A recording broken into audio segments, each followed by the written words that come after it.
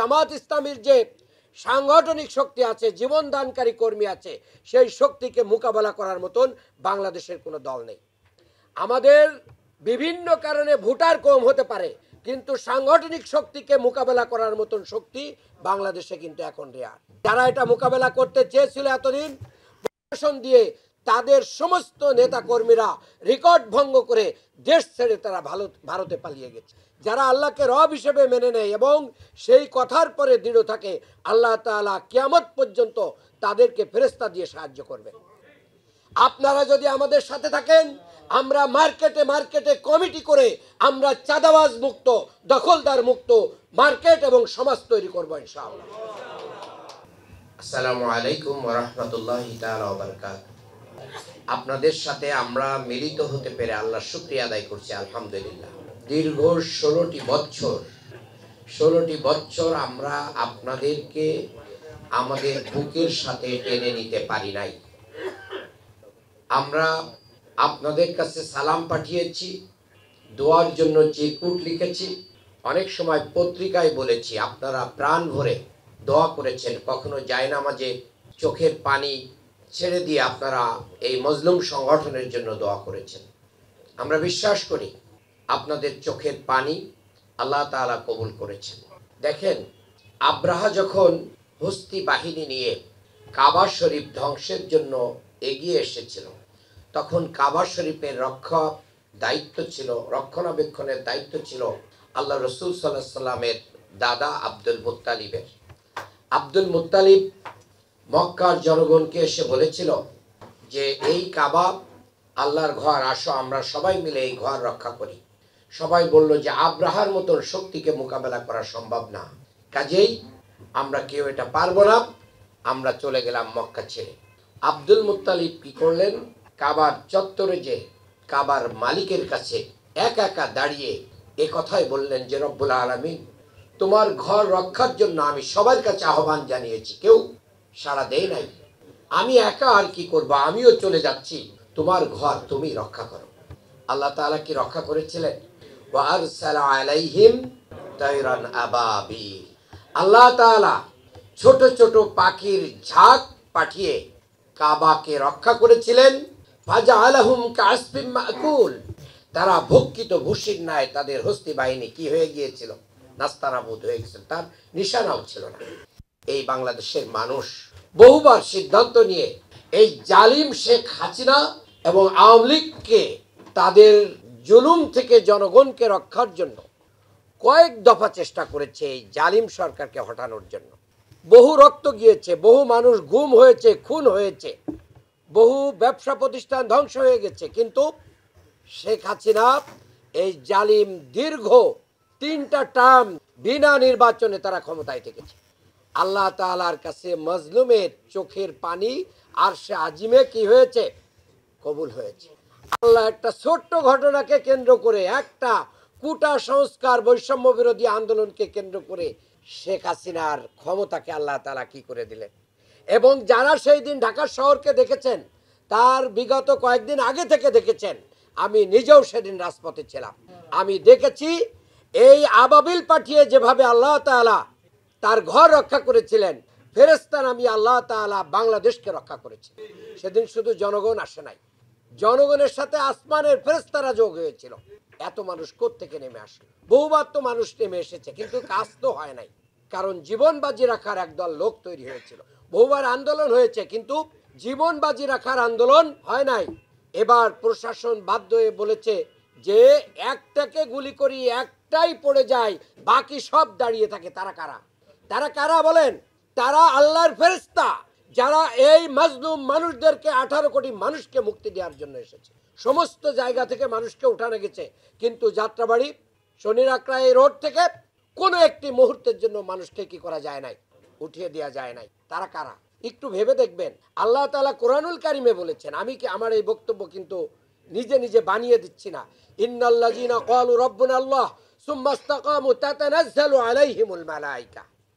যারা আল্লাহকে রব হিসেবে মেনে নেয় এবং সেই কথার পরে দৃঢ় থাকে, আল্লাহ তাআলা কিয়ামত পর্যন্ত তাদেরকে ফেরেশতা দিয়ে সাহায্য করবেন। আল্লাহ তাআলা বদরে করেছেন, উহুদে করেছেন, খন্দকে করেছেন, মুতায় করেছেন। এখনো করছেন, ভবিষ্যতেও করবেন ইনশাআল্লাহ। দ্বিতীয় যে কথাটি আমি বলতে চাই, জামাত ইসলামী আসলে কি চায়? রাষ্ট্রীয় ক্ষমতা চায়? আপনাদের কাছে কি মনে হয়? রাষ্ট্রীয় ক্ষমতা চায় না।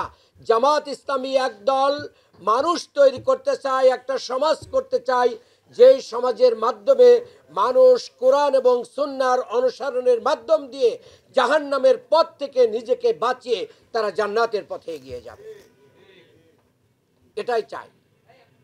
যদি শুধু রাষ্ট্রীয় ক্ষমতা চাইতো, তাহলে রাষ্ট্রীয় ক্ষমতায় যাওয়ার জন্য যেন তেন ভাবে তারা চলে যেত। তারা বলতো সংস্কার দরকার নেই, আমরা যাই দেখব। তারা কি বলতো? সংস্কার এখন দরকার নেই, নির্বাচিত সরকার হয়ে আমরা যাই পারলে সংস্কার করব। যেন তেন ভাবে বলতে কি বোঝায় বোঝেন? যেন তেন ভাবে হচ্ছে এটাই যে আমি ফাঁকি দিয়ে, চুরি করে, ভয় দেখিয়ে, ডাকাতি করে, ছিনতাই করে, বেশি শক্তি দিয়ে আমরা ক্ষমতায় চলে যাব। জামাত এটা চায় না, কখনোই চায় না। এটা যদি করতো তাহলে জামাত ইসলামীর যে সাংগঠনিক শক্তি আছে, জীবন দানকারী কর্মী আছে, সেই শক্তিকে মোকাবেলা করার মতন বাংলাদেশের কোনো দল নেই। আমাদের বিভিন্ন কারণে ভোটার কম হতে পারে, কিন্তু সাংগঠনিক শক্তিকে মোকাবেলা করার মতন শক্তি বাংলাদেশে কিন্তু এখন রেয়ার। যারা এটা মোকাবেলা করতে চেয়েছিল এতদিন, প্রশাসন দিয়ে তাদের সমস্ত নেতা কর্মীরা রেকর্ড ভঙ্গ করে দেশ ছেড়ে তারা ভারতে পালিয়ে গেছে। তারা নাই এবং তাদের এটা আসা সম্ভব না। সম্মানিত, তো আমি যেটা বলতে চেয়েছি, জামাত ইসলামী একটা সভ্যতার পরিবর্তন চায়। জামাত ইসলামী কি চাই? সভ্যতার পরিবর্তন চায়, একটা কালচারের পরিবর্তন চায়। একজন সংসদ সদস্য অথবা একজন কমিশনার একটা এলাকার মানুষের কি কল্যাণ করতে পারেন? সর্বোচ্চ আপনাকে যাওয়ার সাথে একটা জন্ম সনদ দেন, আর কি দেন বলেন? আপনার কি ব্যবসার টাকা দেন?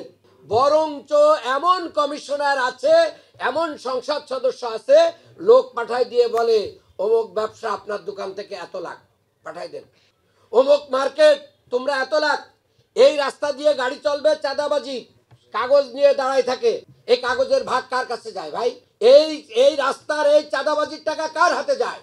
তাহলে একজন সংসদ সদস্য, একজন কমিশনার, একজন জনপ্রতিনিধি এই ঢাকা শহরের মানুষের তেমন কোনো কল্যাণ সাধন করতে পারে না। কিন্তু ঢাকা শহরের মানুষরা একটা জিনিসই চায়, নিরাপদে নির্বিঘ্নে শান্তিতে তারা বসবাস করবে, এমন একটি পরিবেশ তারা তৈরি করবে। অর্থাৎ সেখানে থাকবে না চাঁদাবাজি, যেখানে থাকবে না ধর্ষণ, সেখানে থাকবে না চুরি, সেখানে থাকবে না দখলবাজি। নিরাপদে নির্ভয়ে মানুষ তার সমস্ত কার্যক্রম পরিচালনা করবে। সে একটা বাড়ি করবে, বাড়ি করার জন্য কার কাছ থেকে রড এবং সিমেন্ট কিনতে হবে এটা কারোর অনুমতির প্রয়োজন হবে না। এটাই চান তো আপনারা? আমার টাকা দিয়ে আমি বাড়ি করব, তাহলে আমার বাড়ি করার সময় তোমাকে কেন টাকা দিতে হবে? তুমি কে বলেন? কোন নেতা, কোন দলের নেতা যারা সংসদ সদস্য এবং কমিশনার হয়ে তাদেরকে টাকা দেওয়া লাগে না, তাদের চালা চামুন্ডাকে টাকা দেওয়া লাগে না, নির্বিঘ্নে বাড়ি করা যায়, নির্বিঘ্নে ব্যবসা পরিচালনা করা যায়? আজকের বাংলাদেশের মানুষ কিন্তু সেটাই করতেছে। বাংলাদেশ জামাত ইসলামীর একজন কর্মী ডাল ভাত খেয়ে থাকে, কিন্তু পরের সম্পদের দিকে লোলুপ দৃষ্টি করে না। আপনারা যদি আমাদের সাথে থাকেন, আমরা মার্কেটে মার্কেটে কমিটি করে আমরা চাঁদাবাজ মুক্ত, দখলদার মুক্ত মার্কেট এবং সমাজ তৈরি করব ইনশাআল্লাহ। কোনো সন্দেহ নেই, আপনারা আমাদের সাথে থাকবেন। এরপরে আমরা আপনাদেরকে বলতে চাই, আপনারা যদি আমাদেরকে সুযোগ তৈরি করে দেন, বাংলাদেশ জামাত ইসলামীকে সুযোগ তৈরি করে দেন, তাহলে নিরাপদ ঢাকা গড়ার জন্য বাংলাদেশ জামাত ইসলামীর নেতৃত্বে গোটা বাংলাদেশকে আমরা নিরাপদ করার চেষ্টা করব ইনশাআল্লাহ। শুধু তাই নয়, আমি আপনাদেরকে এটা বলতে চাই, জামাত ইসলামী যে কয়টা জিনিস করেছে, একটু এক্সাম্পল দেখেন। অর্থনীতিতে হাত দিয়ে বাংলাদেশ জামাত ইসলামী 1983 সালে একটা ব্যাংক গঠন করেছে। সেই ব্যাংকটা কি বাংলাদেশ নাই, শুধু এশিয়ার ভিতরে শ্রেষ্ঠ ব্যাংক হয়েছিল। বাংলাদেশ জামাত ইসলামের কাছ থেকে জোর করে এটাকে নিয়ে নেওয়ার পরে এটা সবকিছু লুটপাট করে নিয়ে গেছে। বাংলাদেশ জামাত ইসলামী চিকিৎসার জন্য হাসপাতাল তৈরি করেছে। সেই হাসপাতাল এই যে আপনাদের বাড়ির পাশেও আছে। লোক আসে এখানে, না আসে না? সেবা পায় না? পায় না? পায়। জায়গা দেওয়া যায় না আমাদের এই জায়গায়। অর্থাৎ জামাত ইসলামী যা ধরে, যা করে তাই সোনায় পরিণত হয়, জনগণের কল্যাণে ব্যবহৃত হয়, নিজেদের পকেট ভারী করার জন্য এটা করে না। আমি দুইটা এক্সাম্পল দিলাম।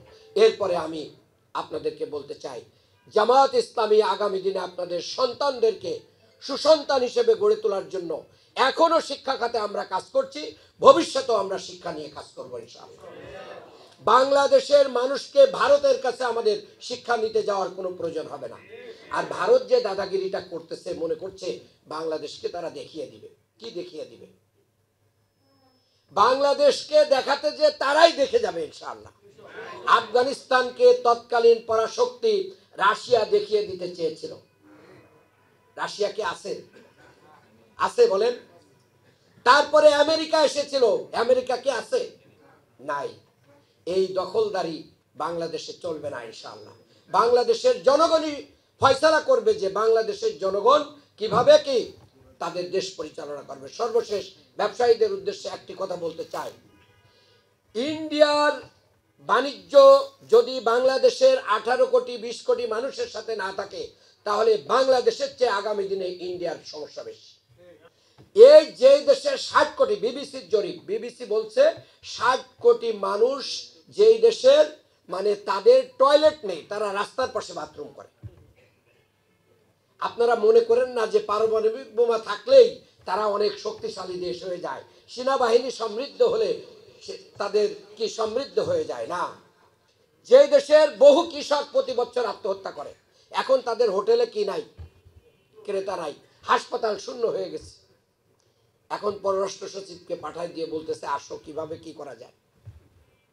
আর একটু শক্ত থাকেন, বাংলাদেশের পাশে গোটা বিশ্ব থাকবে ইনশাআল্লাহ।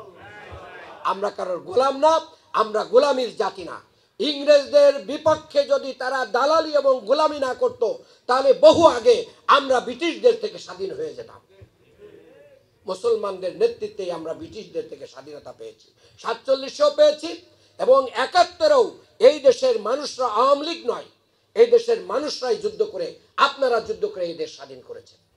আওয়ামী লীগের নেতারা সব ইন্ডিয়ায় ছিল, ওখানে ফুর্তি করেছে, ওখানে তারা ফুর্তি করেছে, এই দেশে তারা যুদ্ধ করে নাই। এই দেশের মানুষকে ইন্ডিয়ার সহযোগিতায় মানে রুদ্ধ করে এই দেশের মানুষের ভোট অধিকার, ব্যবসা বাণিজ্য সবকিছুকে কবজা করে নিয়ে চলে গেছে, ব্যাংক লুটপাট করে দিয়ে। এখন এই ক্ষতিগ্রস্ত অবস্থায় আগামী দিনের মানুষ বাংলাদেশ জামাত ইসলামীকে তাদের পাশে দেখতে চায়। আমাদের কর্মসূচি হচ্ছে আল্লাহ রেজামন্দি, আমাদের কর্মসূচি হচ্ছে জাহান্নাম থেকে বাঁচিয়ে মানুষকে জান্নাতের পথে এগিয়ে নিয়ে যাওয়া। আসুন সেই পথকে এগিয়ে নিয়ে যাওয়ার জন্য, মানুষের হাতে হাতে কোরআন তুলে দেওয়ার জন্য, মানুষকে মসজিদমুখী করার জন্য, মানুষকে মক্তবমুখী করার জন্য, মানুষদেরকে সুন্দর চরিত্রবান করে গড়ে তোলার জন্য, মানুষদেরকে দুর্নীতিমুক্তভাবে গড়ে তোলার জন্য, মানুষদেরকে কল্যাণের পথে আহ্বানের জন্য যেই মুয়াজ্জিন আমাদের প্রতিটা মসজিদ থেকে বলে হাইয়া আলাস সালাহ, হাইয়া আলাল ফালাহ। হাইয়া আলাল ফালাহ মানে কি? কল্যাণের দিকে আসো। কল্যাণ কোথায়? যে দলের কর্মীরা নিজেরাই নামাজ পড়ে না, যে দলের কর্মীরা নিজেরাই চাঁদাবাজি করে, যে দলের কর্মীরা নিজেরাই ইয়াবা, মদ, গাঁজা, ফেন্সিডিলের কি করে বিজনেস করে, তাদের দ্বারা কমপক্ষে হাইয়া আলাল ফালাহ হবে না। কাজে ফালাহ করতে চাইলে যাদের মাধ্যমে ফালাহ হয়, যারা মসজিদমুখী মানুষকে আপনাদেরকে আগামী দিনে ক্ষমতায় আনলে যদি আপনারা সমাজের নেতৃত্ব দেন, তাহলে তারাই এই কল্যাণ করতে পারবে ইনশাআল্লাহ। আল্লাহ তাআলা আপনাদেরকে কবুল করুন। জান মাল দিয়ে সাহাবায়ে কেরাম যেরকম দিন প্রতিষ্ঠার জন্য সংগ্রাম করেছেন, আপনারাও সেইভাবে যদি আমাদের সামনে এগিয়ে আসেন, তাহলে আমরাও আপনাদেরকে সাথে নিয়ে একটি সুন্দর ঢাকা, একটি সুন্দর বাংলাদেশ আমরা গড়ব ইনশাআল্লাহ।